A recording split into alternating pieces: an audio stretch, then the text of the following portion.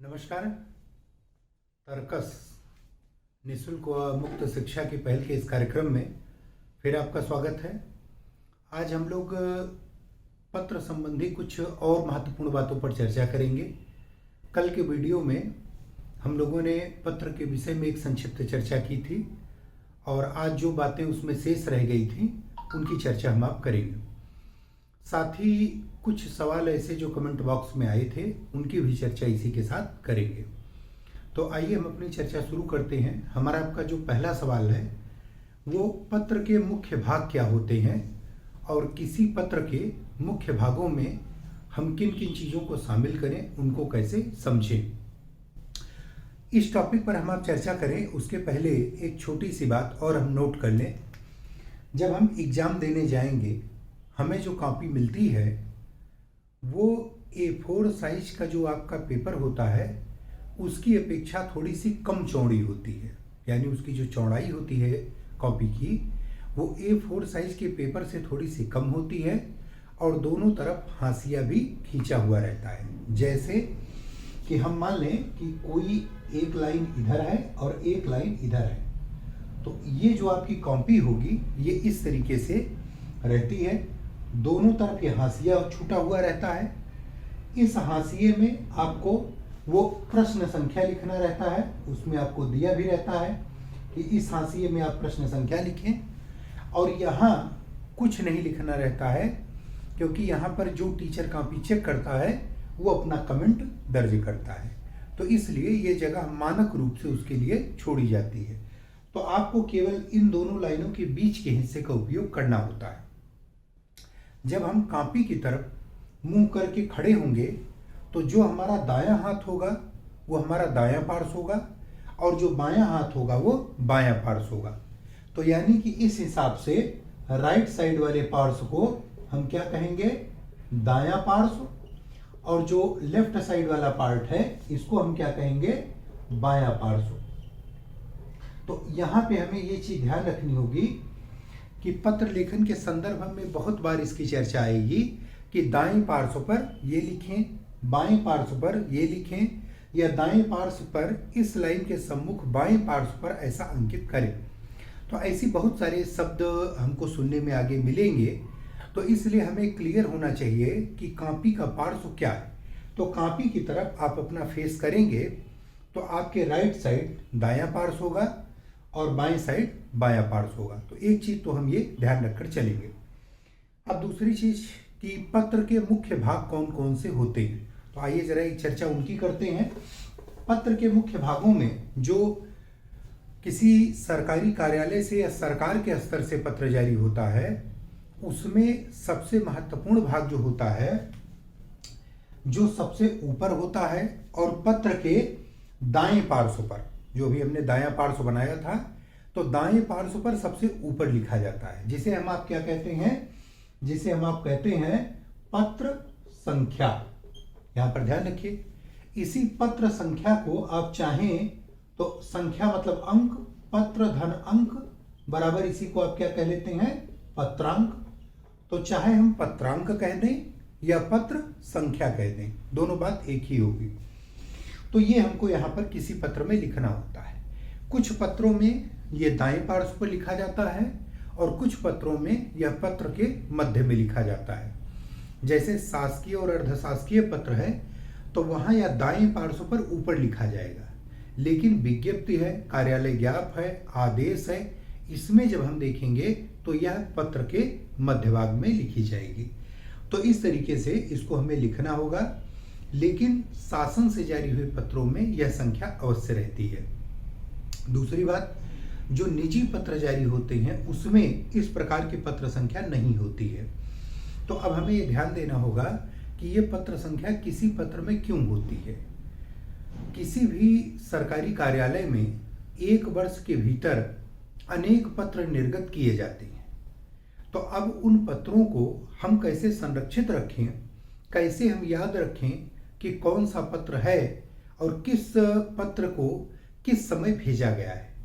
तो इसके लिए हम आप क्या करते हैं कि जब ढेर सारे पत्र हमारे पास होते हैं तो उनके जारी करने के क्रम में, यानी पत्र को जारी करना क्या कहा जाता है, पत्र को निर्गत करना। ठीक है, पत्र को जारी करने को हम क्या कहते हैं? पत्र को निर्गत करना। तो पत्र को जहां से निर्गत किया जाता है वह कोई न कोई कार्यालय होता है, जिसे आप कह सकते हैं कि पत्र को निर्गत करने वाला कार्यालय। तो जो पत्र को निर्गत करने वाला कार्यालय होता है वह किसी एक वर्ष में अपने यहाँ से जितने पत्रों को निर्गत करता है उनके लिए एक रजिस्टर बना लेता है। मान लीजिए कि ये रजिस्टर हो गया और हमने 1 जनवरी से 31 दिसंबर तक जो पत्र जारी किए उसका लेखा जोखा इसमें रखा। तो हम क्रम से, जैसे पहला पत्र हम जारी करेंगे तो यहाँ दर्ज कर देंगे, दूसरा जारी करेंगे तो यहाँ दर्ज कर देंगे, और इस तरीके से ये नंबर हमारा लगातार बढ़ता जाएगा। ऐसा हम क्यों करते हैं? इसलिए क्योंकि जितने पत्र हम जारी किए हैं उनको हम एक नंबरिंग करके याद रखें कि यह पत्र जारी किया गया था। तो इसलिए जो निर्गत करने वाला कार्यालय होगा इस पत्र की संख्या का निर्धारण वही कार्यालय करेगा। तो एक बात तो ये क्लियर होनी चाहिए कि यह पत्र संख्या कहां से प्राप्त होगी। तो पत्र अगर किसी कार्यालय में जाएगा तो जहां पहुंचेगा वो पत्र संख्या नहीं देगा, जहां से उस पत्र का उद्गम होगा पत्र संख्या वहां से जारी की जाएगी। एक बात। अब आपने दूसरी चीज ये देखी होगी कि जब भी कोई पत्र संख्या जारी की जाती है तो आमतौर पर वो ऐसे लिखी होती है, जैसे 10 का / 2 2018-19 ऐसे लिखी होती है। कभी कभी हम देखते हैं, या हो सकता है थोड़ा सरल रूप में भी लिखी हो, जैसे ऐसे भी लिखी हो 42/2020 ऐसे भी लिखी हो सकती है। ठीक है, ऐसे भी हो सकती है कि मान लीजिए लिखा हो 15 का 1/2020 ऐसे किसी रूप में लिखी होगी, लेकिन सीधी सीधी नहीं लिखी होती है। तो ये जो नंबर हैं ये वास्तव में क्या शो करते हैं, हमें इसको जरा जानना चाहिए। इन नंबरों को आप देखेंगे तो इसमें 2-3 पार्ट हो जाते हैं। इन नंबरों के 2-3 पार्ट हो जाते हैं। कौन कौन से पार्ट हो जाते हैं, आइए हम जरा इसको एक बार देखते हैं।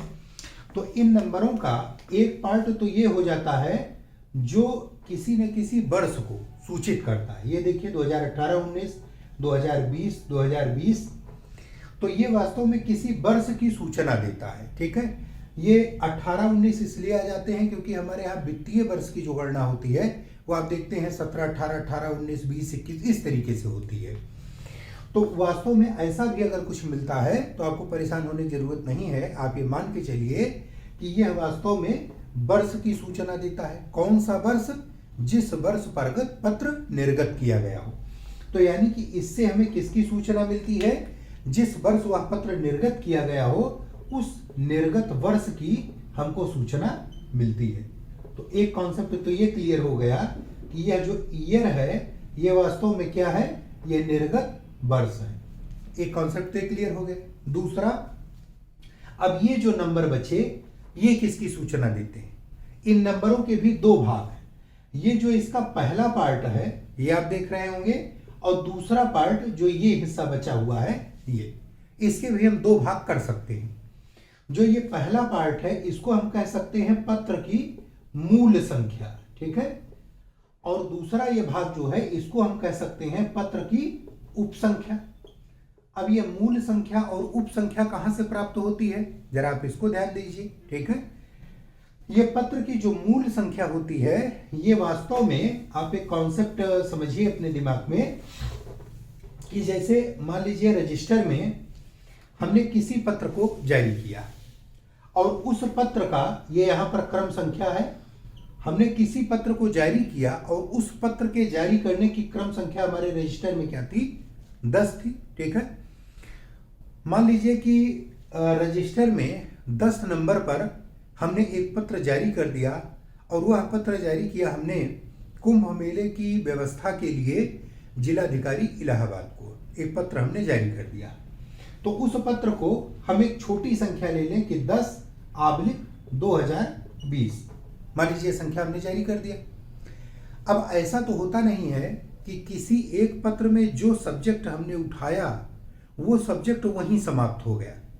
एक ही पत्र हमने उस सब्जेक्ट पर भेजा और वो विषय वहां पर समाप्त हो गया, उसका निराकरण हो गया। ऐसा तो होता नहीं। हो सकता है कि एक ही विषय पर हमें कई पत्र भेजने पड़े, यह भी संभव है। तब क्या करें? अगर एक ही विषय पर कई पत्र भेजे गए हैं तब या तो हर पत्र को अलग अलग नंबर दें और या तो उसी के साथ एक कोई सब नंबर जोड़ लें, एक कोई उप संख्या जोड़ लें और ये मान लें कि यह उस पत्र से ही रिलेटेड है। ठीक है, जैसे आपने संविधान में पढ़ा होगा कि मान लीजिए कोई अनुच्छेद 15 है, संविधान का एक अनुच्छेद 15 है और उस अनुच्छेद में आरक्षण का उल्लेख किया गया, तो अगर आरक्षण संबंधी कोई संशोधन किया गया तो क्या उसके लिए एक नया अनुच्छेद जोड़ा जाए या उसी 15 में संशोधन करके का चा छा इस तरीके से बढ़ा दिया जाए? तो आप प्राय वही करते हैं कि संशोधन करके का चा छा बढ़ा देते हैं। तो मान लीजिए यह 10/20 जो था या तो मूल संख्या थी, जो मूल पत्र जारी किया गया था पहली बार उस सब्जेक्ट पर, और जब इसी विषय पर कोई दूसरा पत्र जारी किया जाएगा तो ज्यादा अच्छा होगा कि हम इसको 10/2020 कर दें। अब हो सकता है कि आगे चलकर यह जो 10 का पत्र है इसके संबंध में कोई और पत्र जारी किया जाए, तो उसको हम ऐसे कर सकते हैं कि 10/1/2020, तो इस तरीके से हम उसको लिख सकते हैं। तो इसका मतलब यह हमारी मूल संख्या हो गई, यह पत्र की उप संख्या हो गई और यह निर्गत वर्ष हो गया। तो आप जब भी देखेंगे तो हर पत्र में ऐसी संख्या लिखी होती है। हालांकि आज ये आपके काम की चीज नहीं है, जब आप कार्यालय में पहुंचेंगे तो आप उस सिस्टम को इजीली समझ जाएंगे, वहां रजिस्टर होगा और उस अनुसार आपको लिखना होगा। लेकिन अभी जब आप किसी लेटर को लिखें और उसमें पत्र संख्या डालें तो आप सीधी सीधी कोई संख्या डालने के बजाय इस तरीके से कोई संख्या आप वहां पर डालेंगे, तो इससे यह पता चलता है कि आप इनके बारे में कुछ न कुछ जानते हैं। तो आप जैसा मैंने समझाया इसको जान भी लीजिए और आगे जब किसी पत्र में हम आप संख्या कुछ लिखेंगे तो आप बिल्कुल कंफ्यूज मत होइए कि ये 10/1/2020 क्यों लिखा है और इसका क्या मतलब होता है। तो ये बात आपके सामने क्लियर होनी चाहिए। तो पत्र संख्या हर सरकारी पत्र में होगी, अवश्य होगी। कहाँ से प्राप्त होगी? निर्गत कार्यालय से प्राप्त होगी। किस रूप में लिखी जाएगी? थोड़ी सी टेढ़ी मेढ़ी टाइप की इस ढंग से लिखी हुई होती है। इसमें जो अंतिम अंक है या निर्गत वर्ष की सूचना देगा, जो पहला अंक है या मूल पत्र संख्या की सूचना देगा, और जो बीच वाले हिस्से होते हैं या मूल पत्र के संबंध में जो अन्य पत्र उसी विषय पर जारी किए गए हैं उनकी सूचना देता है। तो इस तरीके से हमारा आपका एक पार्ट जो है पत्र संख्या क्या होती है ये यहाँ पर क्लियर हुआ। जो शब्द लिखना है वो चाहे आप वहां पर पत्र संख्या लिखिएगा तो भी सही माना जाएगा और या पत्रांक लिखिएगा तो भी सही माना जाएगा। ये दोनों बातें एक ही। अब एक कॉन्सेप्ट क्लियर हो गया, हर पत्र में पत्र संख्या होगी। ठीक है। दूसरा पार्ट कि जब भी कोई पत्र जारी किया जाएगा तो जाहिर सी बात है कि उस पत्र को कोई न कोई ऐसा व्यक्ति होगा जो जारी करेगा। ठीक है। तो अब यहां पर जो व्यक्ति उस पत्र का जारी करता हो उसको क्या कहा जाए? तो जारीकर्ता को हम आप क्या कहते हैं? प्रेषक कहते हैं। ठीक है। जिसने उस पत्र को भेजा है उसे हम आप क्या कहते हैं? प्रेषक कहते हैं। अब हर पत्र में प्रेषक तो जरूर होगा, इसलिए क्योंकि पत्र का उद्गम जहां से होगा तो कोई ना कोई ऐसा रिस्पॉन्सिबल पर्सन होगा जो उस पत्र को भेजेगा, तो इसलिए प्रेषक तो होना वहां पर अवश्यंभावी है। अब इस प्रेषक के बारे में क्या क्या सूचनाएं इकट्ठा कर ली जाए? हो सकता है किसी पत्र में हमें प्रेषक के बारे में सारी सूचनाएं देनी हो और किसी में उसमें से कम या ज्यादा सूचनाएं देनी हो। ठीक है। तो अब प्रेषक के बारे में हमें जो सूचना इकट्ठा करनी है वो पहला कि प्रेषक का हमें नाम जानना चाहिए। यहां पर ध्यान रखिएगा कि प्रेषक का जो नाम होगा वो आपको वहां पर जानना आवश्यक होगा। कई पत्रों में इसका उल्लेख किया जाएगा और कई में नाम का उल्लेख नहीं भी किया जाएगा, दोनों बातें हैं। लेकिन मोटे तौर पर हम जब पार्ट पढ़ रहे हैं तो हम ये जान लें कि पार्ट में क्या हो सकता है। तो पहला प्रेषक का नाम जानना जरूरी है। दूसरा उस प्रेषक का पद नाम जानना जरूरी है। ठीक है, कि वह प्रेषक किस पद पर बैठा हुआ है। क्यों? हम निजी पत्र की तो चर्चा नहीं कर रहे हैं, शासकीय पत्र की कर रहे हैं, और शासकीय पत्र जाहिर सी बात है किसी न किसी पदाधिकारी के स्तर से जारी होगी। तो यहाँ जो नाम से हमारा संदर्भ है ये किसका नाम? ये वास्तव में पदाधिकारी का नाम। और दूसरा नाम किसका हो गया? पद का नाम हो गया। तो पदाधिकारी का नाम और पद नाम दो हो गया। और तीसरा उस व्यक्ति का शासकीय पता, ठीक है, उस व्यक्ति का शासकीय पता। यहां पर ध्यान रखिए, किसी व्यक्ति का दो पता हो सकता है। जैसे उदाहरण के लिए मान लीजिए कि आप समीक्षा अधिकारी के पद पर हैं और उत्तर प्रदेश लोक सेवा आयोग में नियुक्त हैं, तो ऐसी स्थिति में आपके लिए दो पता होगा। पहला, एक पता तो एज ए भारत के नागरिक के तौर पर, एज ए पर्सन के तौर पर आपके घर का होगा, जो आपका अस्थायी पता होगा। लेकिन एक और पता होगा, आप जिस पद पर कार्य कर रहे हैं वो पद कहां पर है, जहां आप पदाधिकारी हैं, तो वो पता आपका कहां होगा, लोक सेवा आयोग का पता होगा। तो ये जो शासकीय पता शब्द से हमारा संदर्भ है, ये वास्तव में उस पते से है जो पता इस पदाधिकारी, इस पदनाम का या इस पदाधिकारी का शासन के भीतर है। तो ये जाहिर सी बात है कि यह जो शासकीय पता है, ये किसी कार्यालय का पता, किसी मंत्रालय का पता है, किसी विभाग का पता होता है, जहां पर यह पद और यह पदाधिकारी होते हैं। ठीक है, तो अब हमें प्रेषक के बारे में भी इस तरह की जानकारी कहीं लिखनी पड़ेगी, और इसी तरह की जानकारी हमारे पास प्रेषिती के बारे में भी होनी चाहिए। प्रेषिती कौन है? प्रेषिती है प्राप्तकर्ता। ठीक है, तो जो पत्र को पाएगा, यानी प्रेषक भेजने वाला और प्रेषिती पत्र को पाने वाला। ठीक है, तो हमें जो ध्यान रखना है वो इस प्रेषिती के बारे में और प्रेषक के बारे में, वो नाम, पद नाम और शासकीय पता, इतनी जानकारी अगर हमको होगी तो हमारे हर पत्र का काम चल जाएगा। तो अब दो चीज क्लियर कर लीजिए पत्र संख्या के बाद, कि एक प्रेषक होगा और एक प्रेषिती होगी। ठीक है, तो प्रेषिती का मतलब पाने वाला और प्रेषक का मतलब भेजने वाला।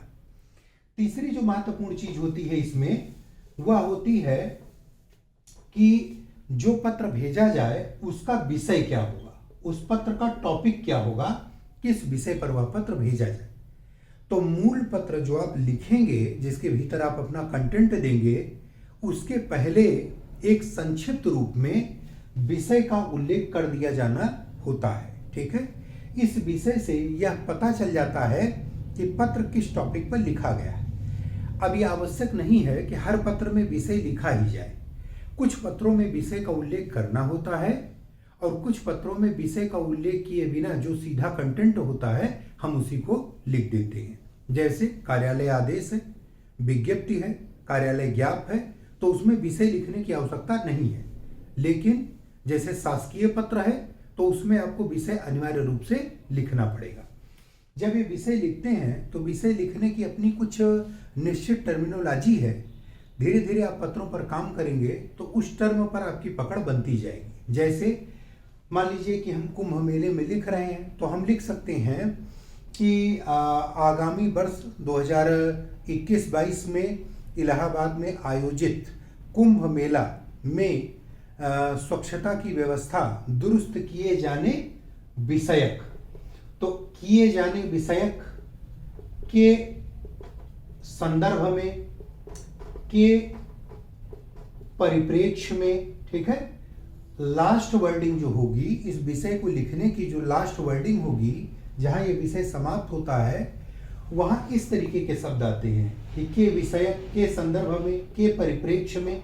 तो हम ये समझ जाते हैं इसका मतलब ये टॉपिक है। ठीक है, तो एक विषय वह पत्र का भाग होता है, ये जरूरी होता है, और उसके शब्द इस तरह मिलते हैं। अगर आपको अभी थोड़ा कम भी समझ में आएगा तो आप बिल्कुल परेशान मत होइए। जैसे जैसे एक दो पत्रों पर आप काम करेंगे तो इन चीजों पर आपकी ग्रिप बनती जाएगी। विषय के बाद जो अगला टॉपिक होता है किसी पत्र के संदर्भ में, वह वास्तव में होता है उस पत्र का संबोधन। ठीक है, जब पत्र किसी को भेजा जाएगा तो उसको संबोधित भी किया जाएगा, उसमें एक संबोधन भी होगा। यह संबोधन दो तरीके का होता है, एक औपचारिक होता है और दूसरा जो संबोधन होता है वह अनौपचारिक होता है। ठीक है, तो औपचारिक अनौपचारिक दो प्रकार के संबोधन होंगे। जैसे कुछ पत्र में आप देखेंगे कि केवल महोदय शब्द ही लिखा रहेगा। ठीक है, तो ये संबोधन कैसा है, औपचारिक है। और कुछ पत्रों में आप देखेंगे कि प्रिय श्री महोदय लिखा रहेगा, कुछ पत्रों में आप देखेंगे प्रिय श्री महोदय लिखा रहेगा। तो दोनों में अंतर क्या है कि ये जो प्रिय श्री शब्द लग गया, इसने क्या किया, इसको अनौपचारिक बना दिया। और केवल महोदय लिखा है तो ये औपचारिक हो गया। तो संबोधन भी दो प्रकार का हो गया, एक औपचारिक संबोधन और दूसरा अनौपचारिक संबोधन। अब ये आवश्यक नहीं है कि हर पत्र में संबोधन हो, ऐसा आवश्यक नहीं है। कुछ पत्रों में होता है और कुछ में नहीं होता है। जैसे शासकीय और अर्धशासकीय पत्र हैं तो उसमें संबोधन आपको मिलेगा, लेकिन विज्ञप्ति है, कार्यालय ज्ञापन है तो उसमें आपको संबोधन नहीं मिलेगा। तो यहाँ पर ध्यान रखना है कि संबोधन दो प्रकार के होंगे, औपचारिक और अनौपचारिक। कुछ पत्रों में संबोधन होगा और कुछ पत्रों में ये कॉलम नहीं होगा। तो ये जो अगला कॉलम हमारा आपका होता है ये संबोधन का होता है। इसके बाद जो होता है वो हम आप पत्र की जो मूल विषय वस्तु होती है वो हम आप लिखना शुरू करते हैं। ठीक है, हम उसकी क्या लिखते हैं, मूल विषय वस्तु पत्र की लिखना शुरू करते हैं। अब इस मूल विषय वस्तु में जो बात आपको समझने के योग्य है वो समझने के योग्य क्या होती है। जैसे कि मान लीजिए हम किसी पत्र में लिखना शुरू करते हैं कि प्रिय श्री महोदय, तो ये संबोधन हमारा जहां खत्म होगा प्रिय श्री महोदय का, वहां पर हमने नीचे कामा लगा दिया। ठीक है, अब ये जो मुख्य विषय वस्तु हम लिखना शुरू करते हैं ये हम कहां से शुरू करते हैं, इस जगह से। जहां पर या खत्म हुआ है आप ठीक या के नीचे आ जाइए। ये जो कामा और या ये वाला स्पेस है आप इसके ठीक नीचे आ जाइए और यहां से हम आप अपनी बात लिखना शुरू करेंगे। यहां से हम आप अपनी बात लिखना शुरू करेंगे। जो पेज की हमारे लाइन होगी वहां तक हम जाएंगे। जब हम सेकंड लाइन लिखेंगे तो पहली लाइन तो हमने यहां से शुरू की थी, लेकिन सेकंड लाइन जब हम शुरू करेंगे तो हम यहां से शुरू करेंगे। यानी यह जो प्रिय का नीचे वाला हिस्सा होगा फिर हम यहां से शुरू करेंगे और इस तरीके से हम लिखेंगे। मान लीजिए कि किसी पत्र में एक से अधिक पैराग्राफ लिखने हो, तब क्या किया जाएगा। तो अब देखिए मुख्य विषय वस्तु में जो हमने ये लिखा ये हमारा पहला पैराग्राफ हुआ। पैराग्राफ को हिंदी में क्या कहते हैं, प्रस्तर। ठीक है, तो ये हमारा प्रथम प्रस्तर हुआ यानी पहला पैराग्राफ हुआ। अब अगर हमें दूसरा पैराग्राफ लिखना है तो हम कैसे लिखेंगे, तो ये जो लाइन आपने यहां खींची थी इसी लाइन को फॉलो करके यहां हम संख्या डालेंगे 2 और इस तरीके से डैश करेंगे। इसी लाइन के नीचे जब हम प्रस्तर बदलेंगे तो इससे लिखावट की सुंदरता बनी रहती है और ये एक मानक रूप है। तो इसलिए हम क्या करते हैं, इसी का अनुसरण यहां पर करते हैं। अब दूसरा पैराग्राफ हम यहां से लिखेंगे, ये भी इसके बराबर तक जाएगा और फिर अगली लाइन जो आएगी वो यहां तक हमारी आएगी। तो ये इस तरीके से हमारा दूसरा हो गया। अगर हमको तीसरा पैराग्राफ लिखना है, तीसरा प्रस्तर लिखना है, तो ये इसी 2 के नीचे फिर हम 3 डालेंगे और यहां से ये प्रस्तर संख्या हम इस तरीके से लिख देंगे। तो अब यहां ध्यान रखिए कि पहला प्रस्तर, दूसरा प्रस्तर, तीसरा प्रस्तर। ठीक है, लेकिन ध्यान देने वाली बात क्या है कि जो पहला प्रस्तर होगा इसमें 1 नंबर का उल्लेख नहीं करेंगे। यानी नियम क्या कहता है कि प्रथम प्रस्तर में प्रस्तर संख्या का उल्लेख नहीं किया जाएगा। बिना नंबर डाले आप डायरेक्ट शुरू करेंगे, लेकिन जब दूसरा, तीसरा, चौथा या अन्य प्रस्तर आप लिखेंगे तब वहां पर आप नंबर डालेंगे। तो यहां देखिए मैंने पहले प्रस्तर में कोई अंक नहीं डाला है, लेकिन जब दूसरा और तीसरा लिखा है तो यहां पर अंक डाला है। तो अब आप एक बात अपने दिमाग में क्लियर करिए कि पत्र कई पैराग्राफों में लिखा जा सकता है। पैराग्राफ को ही प्रस्तर कहते हैं। जब प्रथम प्रस्तर शुरू करेंगे तो उसमें प्रस्तर संख्या नहीं डालेंगे, बाकी जो उसके बाद के प्रस्तर होंगे उसमें 2, 3, 4, 5 क्रमशः डालेंगे।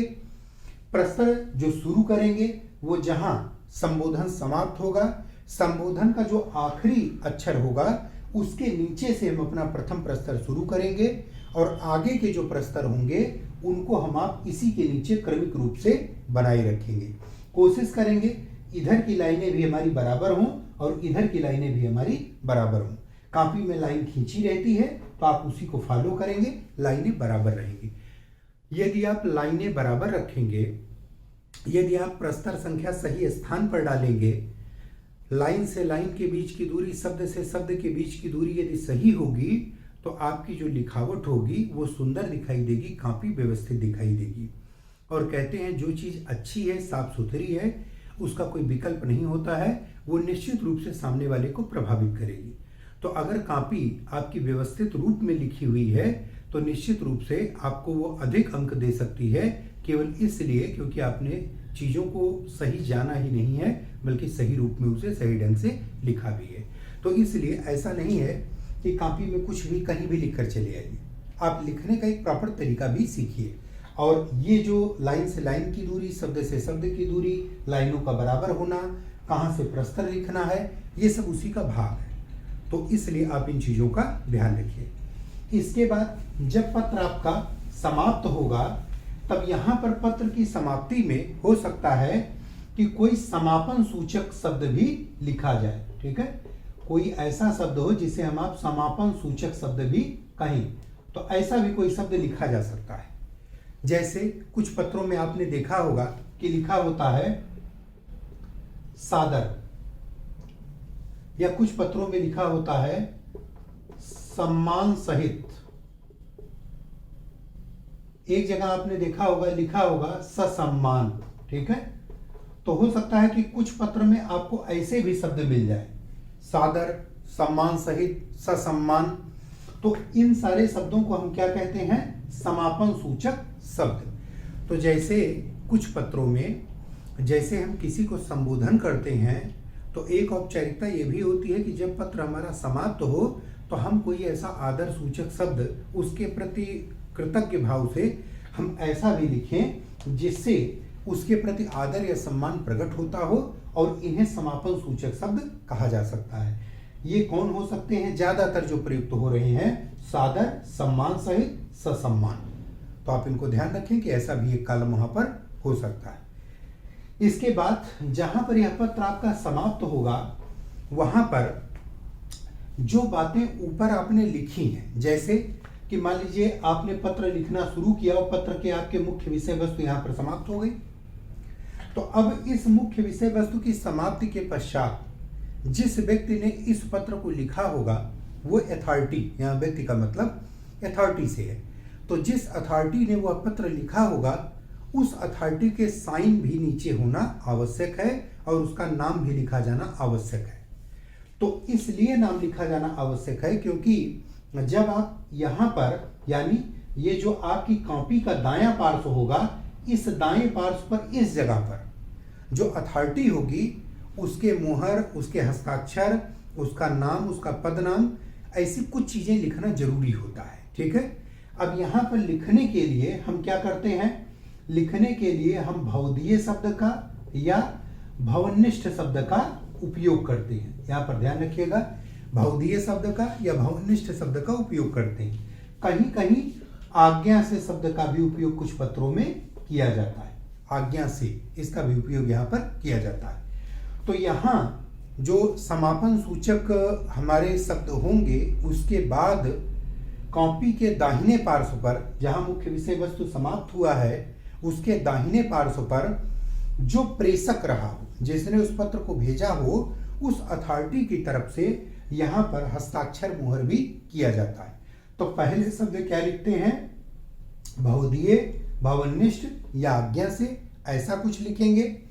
और ऐसा लिखने के बाद, जैसे मैंने मान लीजिए उदाहरण के लिए कि ये भवदीय लिखा, तो भवदीय लिखने के बाद यहाँ हम हा लिखकर और इस तरीके से एक रिक्त स्थान बना देंगे। हा का मतलब क्या हुआ? हस्ताक्षर।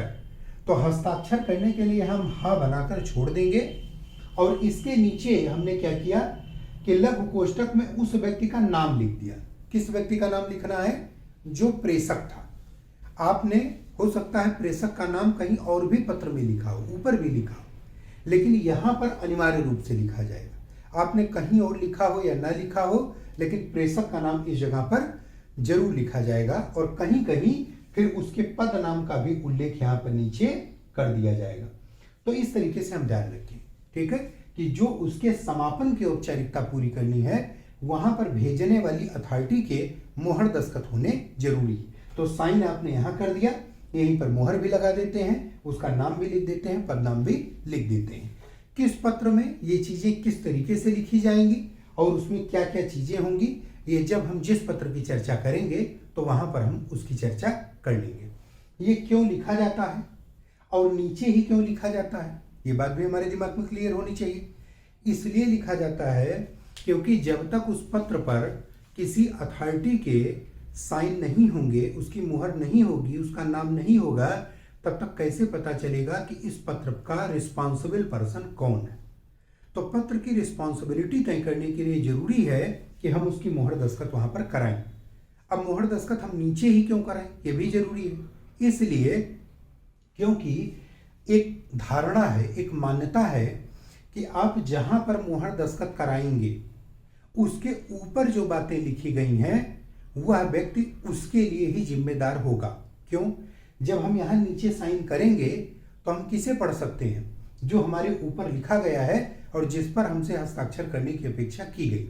तो ऊपर आप कोई बात लिखवा लीजिए, जो पढ़कर उसको यहां साइन करेगा, पढ़े ना पढ़े, लेकिन अथॉरिटी उसी की होगी, रिस्पॉन्सिबल पर्सन वही होगा। तो ऐसी धारणा है, ऐसी मान्यता है कि नीचे साइन इसलिए किया जाए क्योंकि ऊपर जो कुछ लिखा गया है साइन करने वाला उसे पढ़ ले और पढ़ने के उपरांत ही वह वहां पर साइन करे। अब इसके नीचे आप कुछ भी लिख दीजिए, ध्यान रखिए, जहां उसने साइन किया उसके नीचे कुछ भी लिख दीजिए, उसके लिए यह रिस्पॉन्सिबल नहीं होगा। किसी कोर्ट में, किसी अदालत में, कहीं भी वो रिस्पॉन्सिबल नहीं होगा। वो रिस्पॉन्सिबल कहाँ के लिए होगा? जहां उसने साइन किया है उसके ऊपर जो कुछ लिखा गया हो। तो इसलिए साइन मुहर कहाँ करते हैं? सबसे अंत में करते हैं। आप भी ध्यान दीजिए कि जैसे आप आवेदन फॉर्म भरते होंगे अपनी परीक्षाओं का, तो वहां पर मैं घोषणा करता हूं, करती हूं कि मेरे द्वारा पाई गई सभी सूचनाएं सत्य हैं, इस तरीके का एक कॉलम होता है और नीचे फिर लिखा रहता है अभ्यर्थी का हस्ताक्षर। ठीक है। अब अभ्यर्थी का हस्ताक्षर वाला कॉलम कहाँ होता है? सबसे नीचे होता है। ठीक है। क्यों? क्योंकि ये मान लिया गया कि ऊपर फॉर्म में जो बातें लिखी गई हैं वो सब आपने पढ़कर, समझकर, संतुष्ट होकर तब आपने यहाँ पर नीचे साइन की। तो इसलिए ये साइन यहाँ पर की जाती है और ये आवश्यक होती है। तो ये बात आप यहाँ पर ध्यान रखिए। अब इसके बाद दो चीजें और महत्वपूर्ण है किसी पत्र के संदर्भ में, उनकी चर्चा हम आप कर लें। पहली चीज जरूरी होती है जिसे हम आप कहते हैं प्रतिलिपि। ठीक है। हर पत्र की प्रतिलिपि भेजा जाना आवश्यक नहीं है, यह आप ध्यान रखिए। हर पत्र की प्रतिलिपि अपरिहार्य नहीं है कि आप भेजें ही, लेकिन आवश्यकता अनुसार कई पत्रों की प्रतिलिपि भेजी जाती है। कैसे भेजी जाती है मैं इसे आपको समझाने का प्रयास करता हूं एक ग्राफ के माध्यम से, और आप उसे समझें। मान लीजिए कि ये डीएम साहब है और ये किसी तहसील के एसडीएम साहब हैं। हमें कल्पना कर लेते हैं कि ये जिलाधिकारी महोदय हैं और ये किसी तहसीलदार के उप जिलाधिकारी महोदय हैं। ठीक है।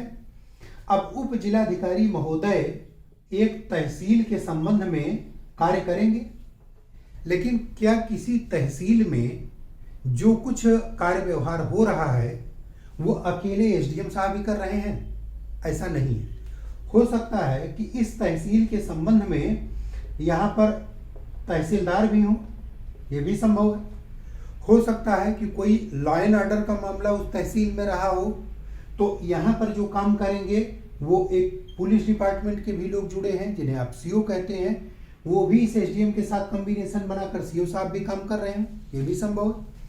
हो सकता है कि इन तहसीलदार के साथ कोई यहाँ पर नायब तहसीलदार भी जुड़े हों, ये भी संभव है।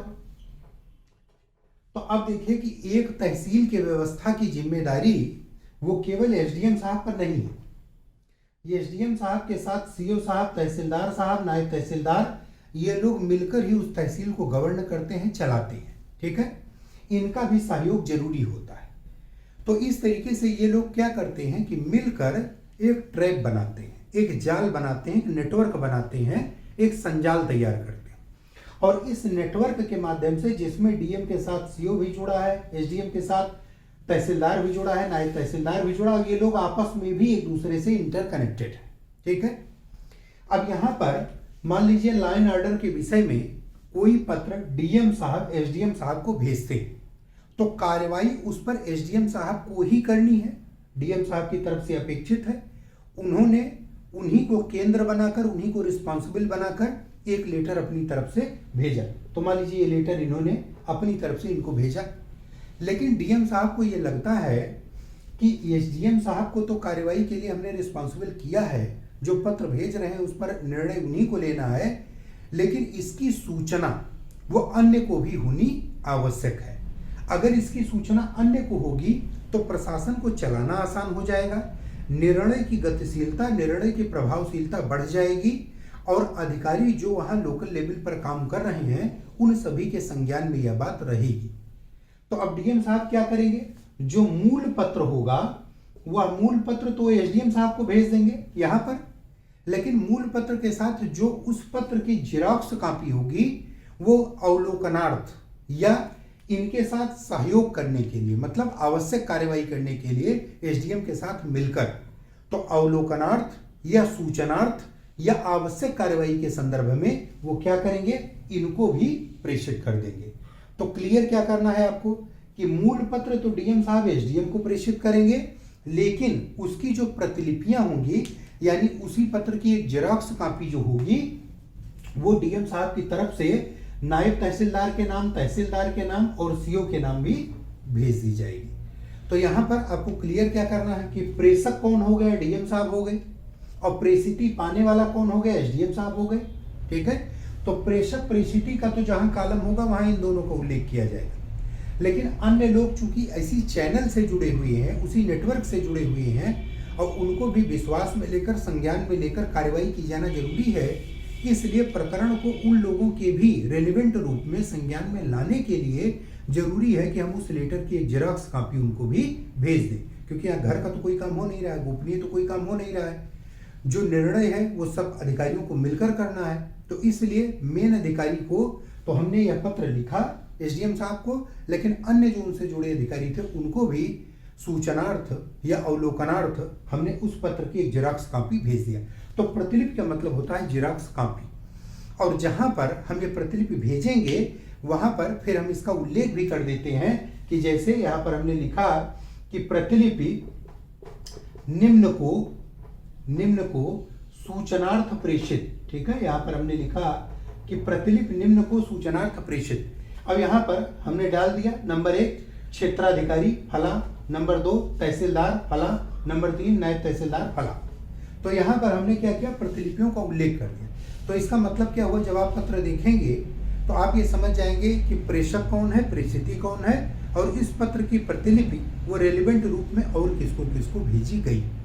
तो अब आपके दिमाग में क्लियर हो जाए कि पत्र की प्रतिलिपियां क्यों भेजते हैं।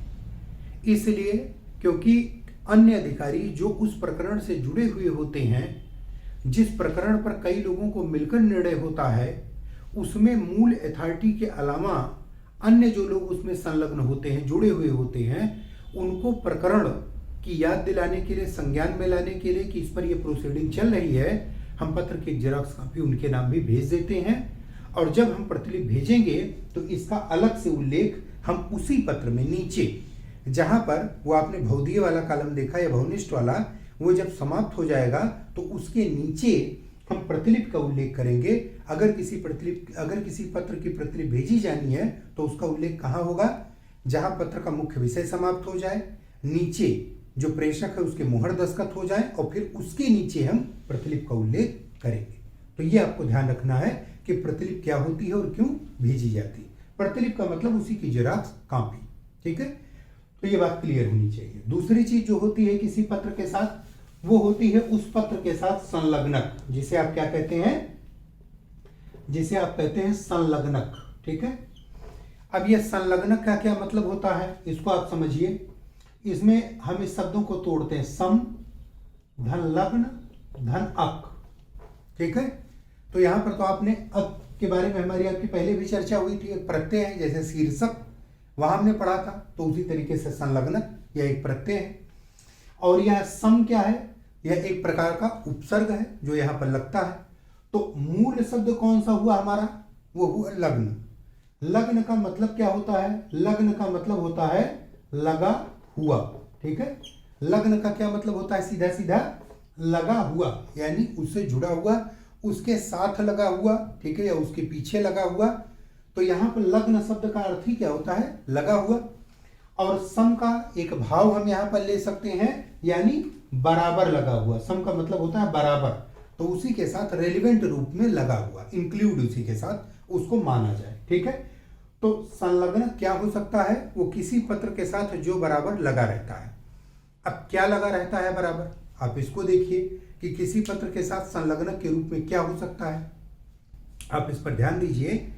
किसी पत्र में जिस विषय वस्तु का उल्लेख किया जाता है, संभव है कि उस विषय वस्तु को और अधिक स्पष्ट करने के लिए हमें अन्य ऐसे डॉक्यूमेंट्स, अन्य ऐसे फोटोग्राफ्स, अन्य ऐसी कुछ चीजें प्रस्तुत करना आवश्यक हो जिससे पत्र में हमने जो बातें कही हैं उस दावे की पुष्टि हो जाए या सामने वाले को उन साक्ष्यों के अवलोकन से पत्र की बातें अच्छी तरीके से समझ में आ जाए।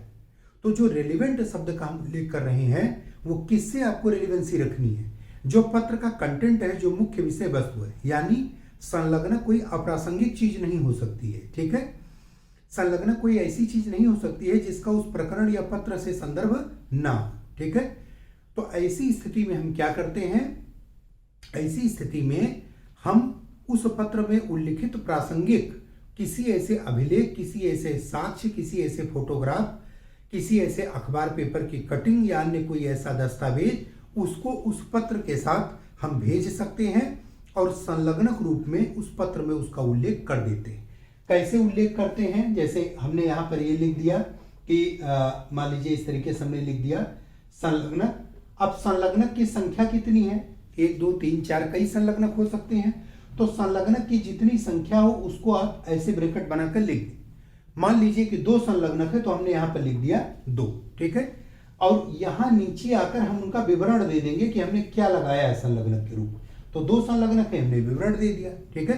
तो लिखने का जो तरीका है वो ऐसे लिखेंगे, संलग्नक डैश लघु कोष्ठक में कुल कितने संलग्नक लगे हैं उनकी संख्या, और 1 और 2 करके जितनी संख्या आपने यहाँ लिखी होगी नीचे क्रमिक रूप से उनका विवरण दे देंगे। ये विवरण कितना भी लंबा हो, जितना आपने लगाया होगा उसी अनुपात में हो जाएगा। लेकिन यह सदैव रेलिवेंट होना चाहिए। क्या हो सकता है, उस पत्र में उल्लिखित मूल विषय वस्तु के सापेक्षिक प्रासंगिक रूप से उसे पुष्ट करने के लिए कोई ऐसा साक्ष्य या कोई ऐसा अभिलेख, कोई ऐसा फोटोग्राफ जिसे संलग्नक रूप में भेजा जाना आवश्यक है। अब आप इसे जरा एक उदाहरण के माध्यम से समझिए तो मुझे आशा है कि आपको बिल्कुल क्लियर हो जाएगा। जैसे आप पीसीएस परीक्षा के लिए आवेदन करते हैं या अभी समीक्षा अधिकारी का परीक्षा है तो आप उसके मेंस के लिए आवेदन कर रहे हैं। अब यहाँ ध्यान रखिए, एक डॉक्यूमेंट तो आपका हो गया जो आपने आवेदन फॉर्म भरा। अब आवेदन फॉर्म में आप क्या क्या भरते हैं, नाम, पिता का नाम, जन्म तिथि, मोबाइल नंबर, अपना स्थायी पता, पत्राचार का पता, ऐसी सूचनाएं तो आप भरते हैं। तो एक तो आपका आवेदन पत्र हो गया, 1 पेज 2 पेज का जो होता है उसमें आप ये सूचना भरते हैं। अब इसके बाद आप क्या करते हैं, आपने उसमें दावा किया है कि मैं स्नातक हूँ, परास्नातक हूँ, मैं बीएड धारक हूँ या ओ लेवल सर्टिफिकेट मेरे पास है। आप ऐसा कुछ कहाँ भरते हैं, आपसे उस आवेदन पत्र में पूछा गया क्या आप ओ लेवल सर्टिफिकेट धारित करते हैं, हाँ। क्या आप स्नातक हैं, हाँ। क्या आप परास्नातक हैं, हाँ। आप ये सब लिखते हैं। तो ये तो आपका आवेदन पत्र होगा, उसमें आपने सूचनाओं को, इंफॉर्मेशन को फिलअप कर दिया। अब आप क्या करते हैं, उसी में एक कॉलम होता है संलग्नक और आप उसमें भरते हैं। अब आप क्या करते हैं कि जितना आपने उसमें दावा किया है आप उस सारी मार्कशीट और सर्टिफिकेट की फोटो कॉपी कराते हैं और उस सबको आवेदन पत्र के नीचे उसी में नत्थी कर देते हैं, ठीक है। आप क्रम से लगा देते हैं, हाई स्कूल की, इंटर की, स्नातक की, परास्नातक की, बीएड की, ओ लेवल की, जितनी भी आपके पास डिग्री है आप उसी डिग्री को लगाते हैं जिसको आपने आवेदन में भरा है। मान लीजिए आवेदन में पूछा गया कि आपने परास्नातक किया है और आपने कह दिया नहीं, तो फिर परास्नातक की डिग्री की फोटो कॉपी लगाने का क्या औचित्य है, वो तो इररिलेवेंट हो गई, अप्रासंगिक हो गई, आप लगाइए ना लगाइए। लेकिन यदि आपने कहा है हाँ तो लगाना जरूरी है। क्यों लगाना जरूरी है, क्योंकि जो आपने दावा किया है उसका साक्ष्य आपकी मार्कशीट से दिख जाएगा और पता चल जाएगा कि जो आप कह रहे हैं उससे संबंधित अभिलेख भी आपने प्रस्तुत किया। तो इस तरीके से आप अपने मार्कशीट, सर्टिफिकेट की फोटो कॉपी लगा देते हैं और ऐसे लिख भी देते हैं कि हाई स्कूल अंक पत्र प्लस प्रमाण पत्र की छाया प्रति, इंटरमीडिएट अंक पत्र प्लस प्रमाण पत्र की छाया प्रति। तो आप जो अभिलेख लगाए होते हैं उनका विवरण भी यहाँ पर लिख देते हैं, ठीक है। तो यानी अब संलग्नक आपके दिमाग में क्लियर हो जाना चाहिए कि फॉर्म भरते समय आपने क्या क्या किया, जो दावा आपने आवेदन में किया था उसी से संबंधित अभिलेख आपने प्रस्तुत किया, कोई इतर नहीं। फायदा क्या हुआ कि इससे जो आपका दावा था वो और ज़्यादा पुष्ट हो गया, और उन अभिलेखों के अवलोकन से जब कोई व्यक्ति आपके आवेदन पत्र को चेक करेगा तो संतुष्ट हो जाएगा।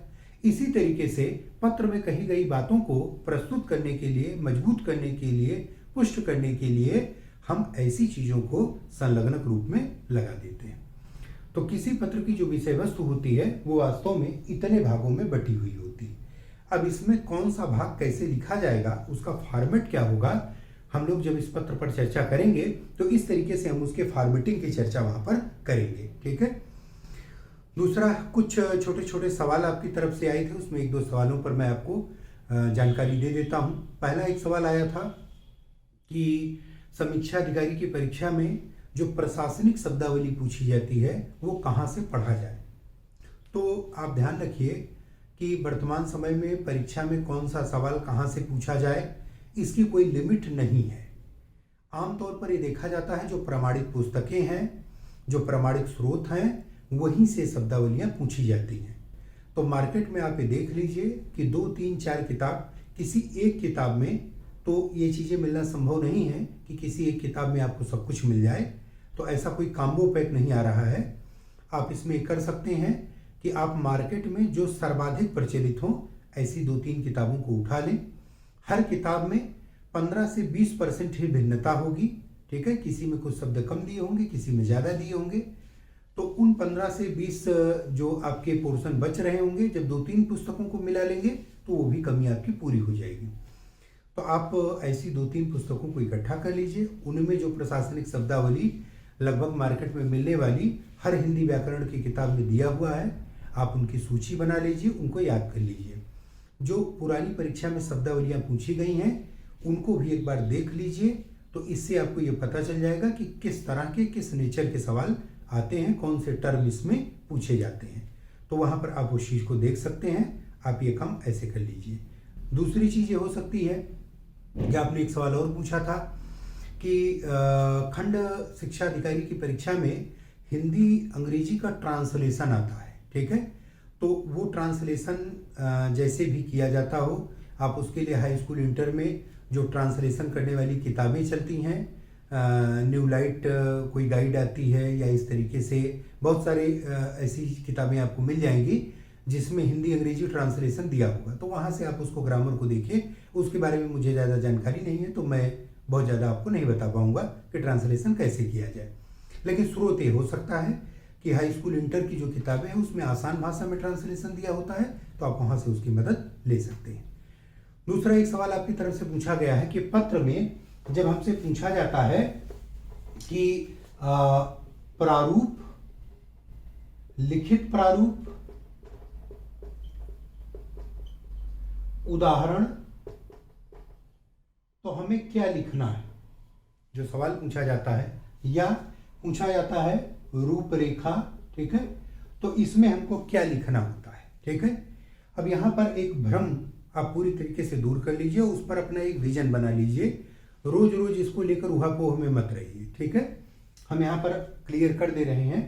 उदाहरण का मतलब होता है पूरा पत्र लिखना है, ये ध्यान रखिएगा। उदाहरण का मतलब पूरा पत्र लिखना है, इसमें कोई कंफ्यूजन नहीं है। जब कहा जाए कि उदाहरण सहित समझाइए, सोदाहरण समझाइए, उदाहरण दीजिए, तो इसका मतलब है हमें पूरा पत्र लिखना है, इसमें कोई कंफ्यूजन नहीं। दूसरा, रूपरेखा पूछी जाए या प्रारूप पूछा जाए या लिखित प्रारूप पूछा जाए, इन तीनों का सिर्फ एक मतलब है, वो प्रारूप बनाना है या उसका ड्राफ्ट बनाना है। ठीक है, अंग्रेजी में ड्राफ्ट, हिंदी में प्रारूप। तो प्रारूप अगर पूछा जाता है तो ये तीनों हमारा मतलब है। अगर आपको कहा जाए पत्र की रूपरेखा बनाइए तो मतलब क्या है, प्रारूप बनाना है। पूछा जाए प्रारूप बनाइए तो भी प्रारूप बनाना है। पूछा जाए लिखित प्रारूप बनाइए तो भी प्रारूप बनाना। आपको कंफ्यूजन कहाँ हो रहा था कि लिखित प्रारूप का मतलब उदाहरण होता है कि नहीं, तो लिखित प्रारूप का मतलब उदाहरण नहीं होता है। वास्तव में भाषा की विसंगति के कारण जो प्रश्न पत्र तैयार करने वाले लोग हैं वो भाषा की विसंगति के कारण सही क्वेश्चन नहीं पूछ पाए। वास्तव में उनको क्वेश्चन क्लियर कट पूछना चाहिए कि वो चाहते क्या है। अब जैसे मुख्य परीक्षा किस रूप में होती है, लिखित होती है, मौखिक होती है? लिखित होती है। तो आप उसमें कोई चीज जब लिखकर बताएंगे, आपको अगर हम केवल प्रारूप पूछें तो ये प्रारूप आप कैसे बताएंगे? लिखकर बताएंगे, मौखिक बताएंगे? आप लिखकर ही बताएंगे। तो जो चीज लिखकर बताई जाए वो तो स्वतः लिखित है, उसमें कंफ्यूजन किस बात का है? अगर कोई चीज लिखकर बताई जा रही है तो वो तो वास्तव में स्वतः ही लिखित हो गई ना। और मुख्य परीक्षा में हमें कोई चीज लिखकर बतानी है। तो अगर हम आपसे ये कहें कि लिखित प्रारूप बनाइए तो इसमें अंतर क्या हुआ? वास्तव में अगर केवल प्रारूप बनाइए कहिए तब भी तो उसे लिखकर ही बनाना पड़ेगा, या आप उसी को कह दीजिए कि लिखित प्रारूप बनाइए। तो यहां ध्यान रखिए कि प्रारूप व लिखित प्रारूप में केवल टर्म का अंतर है, केवल शब्द का अंतर है। इन दोनों का जो उत्तर देना है उसमें कोई अंतर नहीं है। दोनों का उत्तर क्या है कि हमें प्रारूप या ड्राफ्ट ही बनाना है। तो इसको लेकर आपके मन में कोई कंफ्यूजन नहीं होना चाहिए। उदाहरण में हमें पूरा पत्र लिखना है और प्रारूप या लिखित प्रारूप या रूपरेखा में हमें केवल ड्राफ्ट बनाना है। और इस बारे में आपके मन में कोई कंफ्यूजन नहीं होना चाहिए, ये बिल्कुल क्लियर होना चाहिए। अगला सवाल जो आपकी तरफ से पूछा गया था वो किसी पत्र के अभिलेखीय महत्व से क्या मतलब होता है, कि पत्र का अभिलेख वो क्यों तैयार किया जाता है, उसे अभिलेखीय महत्व का क्यों कहा जाता है। ठीक है, तो अब यहाँ पर आइए थोड़ी सी चर्चा कर लेते हैं कि अभिलेख क्या होता है और पत्र का अभिलेखीय महत्व क्यों होता है। ठीक है, तो यहाँ पर दो भाग हैं। लेख का मतलब होता है जो लिखा गया हो, तो ऐसी कोई चीज जो लिखी गई हो वो लेख हो सकती है। और अभी जब इसमें एक प्रकार का उपसर्ग जुड़ जाता है तो इसका मतलब क्या होता है, कोई ऐसी चीज जो लिखी गई हो या लिखा गया हो वो अधिकार पूर्वक लिखी गई हो। ठीक है, अधिकार पूर्वक। ठीक है, तो अधिकार पूर्वक मतलब किसी अथराइज पर्सन द्वारा, किसी अधिकृत व्यक्ति द्वारा अपने अधिकारों का उपयोग करते हुए अगर कोई लेख लिखा गया है तो उसे हम क्या कह सकते हैं, अभिलेख कह सकते हैं। अब यहां ध्यान रखिए कि जो पत्र आप लिखते हैं वो वास्तव में किस लिए लिखते हैं, किसी न किसी अधिकार पूर्वक लिखते हैं। कल हमने चर्चा किया था सेवा नियमावली की, और सेवा नियमावली में मैंने आपको बताया था कि अधिकार भी होते हैं, कर्तव्य भी होते हैं। तो किसी पद पर बैठा हुआ व्यक्ति अपने अधिकारों का उपयोग करके अपने कर्तव्यों को पूरा करने का प्रयास करता है। तो जब वह अधिकारों का प्रयोग करते हुए किसी लेख को लिखेगा तो वह लेख स्वतः ही अभिलेख हो जाएगा, क्योंकि वह अधिकार पूर्वक लिखा जाएगा। दूसरा, अभिलेखीकरण का इस प्रकार से पत्रों के फायदा क्या निकलता है। अगर किसी पत्र को हम अभिलेख मान लेते हैं तो दो तीन चीजें उसमें बड़ी महत्वपूर्ण हो जाती हैं। जैसे यह कोई व्यक्तिगत चीज नहीं होती है, यह एक प्रकार की राजकीय संपत्ति हो जाती है, क्योंकि राज्य का ही कोई न कोई अधिकारी लिखता है तो यह राजकीय संपत्ति हो जाती है और फिर यह संपत्ति संरक्षित की जा सकती है। तो आपने देखा होगा बहुत सारे कार्यालय ऐसे हैं जहां अभिलेखागार बना होता है। तो अभिलेखागार में ऐसी चीजों को संरक्षित कर दिया जाता है और वह एक राजकीय संपत्ति होती है। अब इन संपत्ति को हम अगर संरक्षित करेंगे तो हम उसका उपयोग क्या करेंगे। ठीक है, अब जरा एक देखिए कि मान लीजिए एक पद है डीएम साहब का। ठीक है, हम कल्पना करते हैं अब इस डीएम साहब पर कोई व्यक्ति ऐसे हैं जो डीएम के पद पर वर्तमान पदाधिकारी हैं, ये ध्यान रखिए। लेकिन संभव है कि इसी पद पर कोई ऐसा व्यक्ति रहा हो जो पूर्व पदाधिकारी रहा हो, यहां पर यह ध्यान रखिए। और हो सकता है कि आने वाले दिनों में कोई भावी अधिकारी भी इस पद पर बैठे। ठीक है, तो पद तो यथावत रहेगा लेकिन अधिकारी तीन हो गए। कौन? एक जो पहले बैठा था पूर्व अधिकारी, एक जो इन प्रेजेंट है वर्तमान अधिकारी, और एक जो इन फ्यूचर आएगा भावी अधिकारी। मान लीजिए कोई प्रकरण शुरू हुआ। ठीक है, अब इस प्रकरण में आप प्रायः देखते हैं कि अधिकारियों का ट्रांसफर होता रहता है, रिटायरमेंट होता रहता है, प्रमोशन होता रहता है, तो पदाधिकारी बदलते रहते हैं लेकिन पद तो वही रहता है। अब जिलाधिकारी प्रयागराज की तरफ से अगर कोई लेटर लिखा गया तो हो सकता है कि जिलाधिकारी प्रयागराज पर जो आज काखागा बैठे हों वो उनका ट्रांसफर हो जाए लेकिन प्रकरण चलता रहे। तो अब अगर व्यक्ति के आधार पर हम उन प्रकरणों को चलाएं तो ये संभव है कि उस व्यक्ति के जाने के साथ या तो वह प्रकरण भी ट्रांसफर हो, अब या तो फिर वह प्रकरण पूरी तरीके से बिखर जाएगा, टूट जाएगा, क्योंकि जो नया व्यक्ति आएगा उसको जानकारी ही नहीं होगी कि उसके पहले क्या हुआ है। तो अभिलेख अगर उसके उपलब्ध हो, पत्रों के रूप में अगर ऐसे अभिलेखों को संरक्षित किया गया हो तो दो तीन फायदे हो सकते हैं। पहला कि जो वर्तमान पदाधिकारी है ये ऐसे अभिलेखों के अवलोकन से यह समझ सकता है कि अतीत के जो अधिकारी रहे हैं, जो पूर्व के अधिकारी रहे हैं, उन्होंने किस विषय पर क्या निर्णय लिए हैं, जो प्रकरण पेंडिंग चल रहे हैं उन पर पहले पूर्व में क्या कार्यवाही हो चुकी है।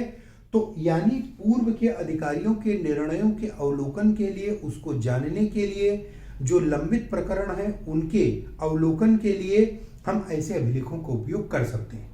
यदि आपने अभिलेख के रूप में संरक्षित नहीं रखा होगा तो आप इसे कैसे कर पाएंगे।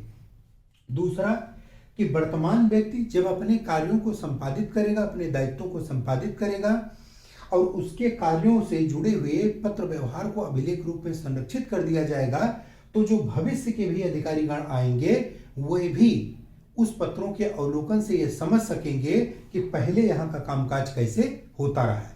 तो आप यहाँ देखेंगे ये अभिलेख वास्तव में पूर्व, वर्तमान और भविष्य के बीच में कड़ी का काम करते हैं। ठीक है, अतीत के जो निर्णय हुए हैं उन निर्णयों का अवलोकन करने के लिए, जो वर्तमान के निर्णय लिए जाने हैं किसी पेंडिंग प्रकरण पर, उन निर्णयों को अच्छा बनाने के लिए, और भविष्य के लिए एक गाइडलाइन के रूप में, भविष्य के लिए एक टार्च वेरर के रूप में, मार्गदर्शक के रूप में, गाइडलाइन के रूप में ऐसे अभिलेख बेहद महत्वपूर्ण हो जाते हैं। तो पहला फायदा तो इनका ये तीनों के बीच कड़ी का काम करते हैं।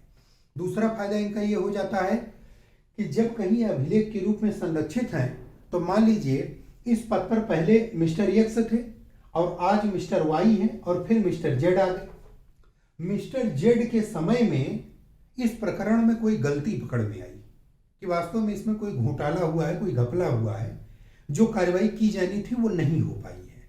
तब अब इसकी जवाबदेही कैसे तय की जाए कि गलती किसकी है। मान लीजिए अगर इनके समय में प्रकरण पकड़ में आया तो आप क्या करेंगे कि इन्हीं को उठाकर आरोपी बना देंगे। ठीक है, क्यों? क्योंकि आपके पास साक्ष्य नहीं होगा कि इसके पहले इस पर क्या कार्रवाई हुई थी। और अगर आपने ऐसे अभिलेखों को संरक्षित रखा है तो आप तुरंत अतीत का अवलोकन कर लेंगे और ये देख लेंगे कि मिस्टर वाई के समय या मिस्टर एक्स के समय क्या गलती हुई थी। और जब न्यायालय के सामने ऐसी कोई बात जाएगी तो तुरंत ये समझ में आ जाएगा कि मिस्टर जेड, इनके समय में प्रकरण का खुलासा भले हुआ लेकिन ये निर्दोष हैं, दोषी कौन है? मिस्टर वाई और मिस्टर एक्स। अगर न्यायालय आपसे पूछेगा, अब आपके पास ऐसे अभिलेख संरक्षित हैं, तो न्यायिक साक्ष्य के तौर पर, बतौर न्यायिक साक्ष्य किसी प्रकरण अथवा वाद में आप उनका प्रस्तुतिकरण एक साक्ष्य के रूप में न्यायालय में कर सकते हैं और अधिकारियों की जिम्मेदारी को, अधिकारियों की जवाबदेही को तय कर सकते हैं। तो इसलिए किसी पत्र को अभिलेख के रूप में रखना बहुत महत्वपूर्ण है और अभिलेख से आप क्या समझें ये बात भी आप इस कॉन्सेप्ट के आधार पर, इस अवधारणा के आधार पर समझ सकते हैं। तो इसलिए पत्रों का अभिलेखीकरण किया जाता है और उनको अभिलेख के रूप में माना जाता है। तो एक सवाल आपका यहाँ इससे जुड़ा हुआ था। दूसरा आपका एक छोटा सा प्रश्न और था कि अगर कोई पत्र ऐसा हो जो एक पेज में ना आ रहा हो, ठीक है, मान लीजिए कि आपको कॉपी में एक पेज दिया गया है, ठीक है, ये पेज संख्या 1 हो गई और ये पेज संख्या 2 हो गई। तो मान लीजिए कि कोई पत्र आपका एक पेज में ना आ रहा हो, तब क्या करेंगे यहाँ पर ऐसी स्थिति में? तो यहाँ पर एक चीज कि अब जो परीक्षाएं हो रही हैं खास करके यूपीपीएससी की, तो उसमें आप देख रहे हैं कि उत्तर लिखने के लिए एक निर्धारित स्थान दिया रहता है। तो आप उत्तर लिखने के पहले ये देख लीजिए कि उस उत्तर को लिखने के लिए 1 पेज दिया है या 2 पेज दिया है। ठीक है, आप इसको पूरी तरीके से चेक कर लीजिए। अगर 1 पेज ही दिया है तो आपकी मजबूरी है कि आप 1 पेज में ही पूरा मैटर लिखें और माइंड मेकअप करके आप पहले से तय कर लें कि कहाँ पर हमको पत्रांक लिखना है, कहाँ पर हमको प्रेषक परिस्थिति का नाम लिखना है, कहाँ विषय लिखना है, कहाँ मूल कंटेंट लिखना है, कहाँ प्रतिलिपि वगैरह भेजी जानी है वो लिखना है। अगर 2 पेज दिया हुआ है तब वहाँ पर हमें ध्यान रखना है कि अब हमें पूरी सामग्री को इस तरह लिखना है कि वो 2 पेज में आ जाए। इसमें सावधानी क्या बरतनी है? मान लीजिए कि आपका लास्ट पैरा वो यहाँ पर समाप्त हुआ और आपका पेज भी समाप्त हो गया, तो आपने क्या किया कि जो मोहर दस्तखत करनी थी वो आपने उठाकर यहाँ पर की। यानी इस पत्र की मुख्य विषय वस्तु प्रस्तुत करने के बाद जब मुख्य विषय समाप्त हुआ और जो प्रेषक था उसके यहाँ पर मोहर दस्तखत करने थे तो आपने अगले पेज में किया। ठीक है। तो यहाँ पर ये तरीका थोड़ा सा गलत होगा, गलत से ज़्यादा अच्छा होगा कहना कि ये कम प्रभावी होगा, तो ये कम प्रभावी होगा। तो ऐसी स्थिति में हम क्या करें, हम अपने कंटेंट में थोड़ा सा और मॉडिफिकेशन कर लें, कंटेंट को थोड़ा सा और बढ़ा लें, उसमें एक आध चीज़ और अपनी तरफ से जोड़ दें और कोशिश करें कि फिर यहाँ से हम एक नेक्स्ट पैरा बना लें। इस तरीके से यहाँ से हम एक नेक्स्ट पैरा बना लें और इस पैरा की 2-3 लाइनें हम यहाँ पर लिख लें और लिखने के बाद तब हम यहाँ पर दस्तखत कराएं। इससे क्या होगा कि इन दोनों की कंटिन्यूटी, ये जो मैटर है, आपस में टच रहेंगे और इनकी कंटिन्यूटी यहाँ पर बनी रहेगी। तो सीधा सा तरीका है कि जब आप किसी पत्र को 2 पेज में लिख रहे हो तब केवल मोहर दस्तखत या केवल प्रतिलिपि वाले भाग को सेकेंड पेज में लिखने के बजाय आप मूल कंटेंट को थोड़ा सा लार्ज करें, थोड़ा सा एक्सप्लेन करें, और जब आपके पास वो एरिया रहेगा आप पहले से माइंड मेकअप कर लेंगे तो आपको ऐसी दिक्कत नहीं आएगी। और कंटेंट लार्ज कर लें, 2-3 लाइन उसके ऊपर लिखने के बाद तब जो कार्यवाही आपको करनी है वो वहाँ पर करें। आप इसके लिए सबसे अच्छा तरीका होगा कि घर पे बैठ के इत्मीनान से आप दोनों तरीकों पर अभ्यास कर लीजिए। एक पेज में कैसे किसी पत्र को लिखा जाएगा ये भी आप अभ्यास कर लीजिए, और 2 पेज में अगर उसी को लिखना पड़े तो कहाँ से आप उसको लार्ज करेंगे, क्या जोड़ेंगे, क्या घटाएंगे, आप उसको भी दूसरे पेज में लिख लीजिए।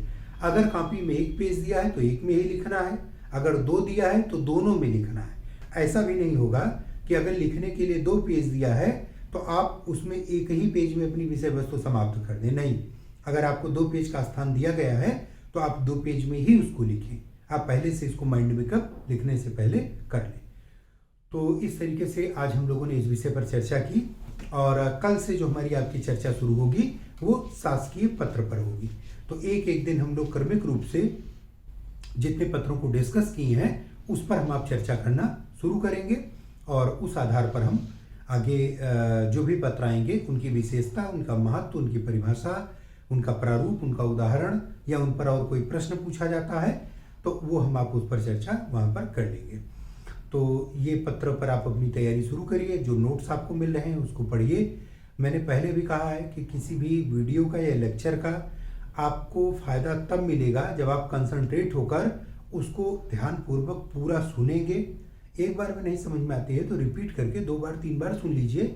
फिर भी अगर नहीं क्लियर होता है तो आप कमेंट बॉक्स में जाइए और जो भी आपका कन्फ्यूजन हो वो वहाँ पर आप लिख दीजिए, तो उसका समाधान आगे कर दिया जाएगा। तो इस तरीके से हम अपनी आगे की पढ़ाई जारी रखेंगे और उम्मीद है आपको इस पर लाभ मिलेगा। मिलते हैं अगली चर्चा के साथ कल फिर। धन्यवाद।